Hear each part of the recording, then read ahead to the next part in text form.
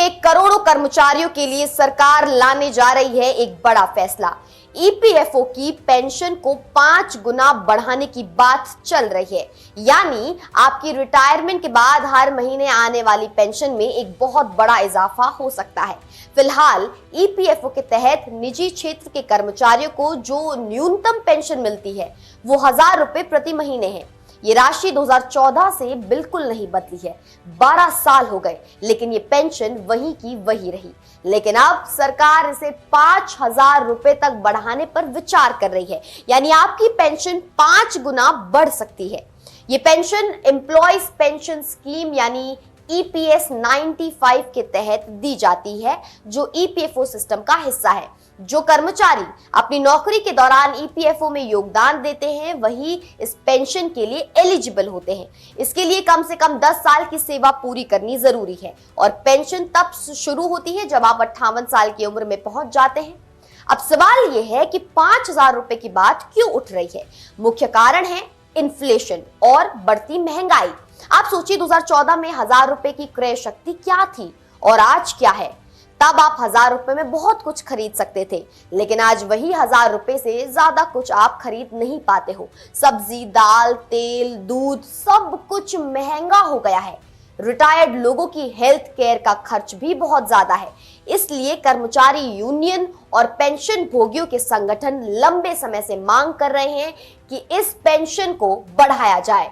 अभी कई अलग अलग प्रस्ताव चल रहे हैं। कुछ जगहों पर कहा जा रहा है कि न्यूनतम पेंशन 2500 रुपए हो जाए, कुछ जगहों पर कहा जा रहा है कि ये 5000 रुपए तक जाए और कुछ यूनियन तो 7500 रुपए की डिमांड कर रही है। लेकिन 5000 रुपए वाला जो प्रस्ताव है वो ज्यादा चर्चा में है क्योंकि ये रीजनेबल भी है और फाइनेंशियली इम्प्लीमेंटेबल भी।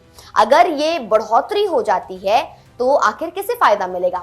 सबसे पहले जो लोग अभी रिटायर हैं और 58 साल की उम्र के बाद हैं उन सभी को ये फायदा मिलेगा। दूसरा, जो लोग आने वाले दिनों में रिटायर होंगे उन्हें भी नई पेंशन मिलेगी। यानी लगभग 50 से 20 लाख लोगों को इसका फायदा मिल सकता है। और अगर फ्यूचर में यानी भविष्य में भी लोग रिटायर होंगे तो उन्हें भी न्यूनतम 5000 रुपए की गारंटी रहेगी।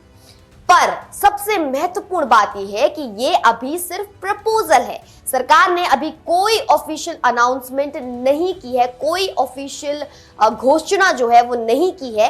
ये डिसीजन आने वाले बजट सेशन या पॉलिसी डिस्कशंस में हो सकता है। ईपीएफओ के सेंट्रल बोर्ड ऑफ ट्रस्टीज को इस प्रस्ताव को फॉर्मली अप्रूव करना होगा और फिर सरकार को बजटरी सपोर्ट देना होगा, क्योंकि ये जो 4000 रुपए की एक्स्ट्रा पेंशन दी जाएगी वो सरकार के खजाने से आएगी।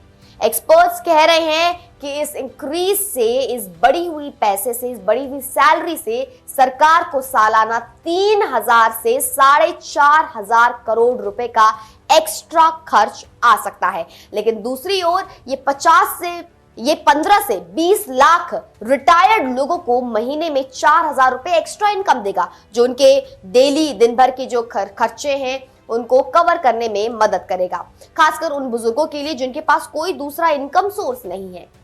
तो दोस्तों, ये है पूरा मामला। निजी क्षेत्र के सरकारी कर्मचारियों की पेंशन में एक बड़ी बढ़ोतरी आने वाली है। 5000 रुपए ऑफिशियल तौर पर अभी कंफर्म्ड नहीं है, लेकिन ये आने वाले हफ्तों में ऑफिशियल हो सकता है। ईपीएफओ ने खुद इस प्रपोजल को सपोर्ट किया है और एम्प्लॉय यूनियंस भी इसके लिए डिमांड कर रहे हैं। तो आशा है कि जल्द ही ये खबर आ जाए और आप सब खुश हो जाएं।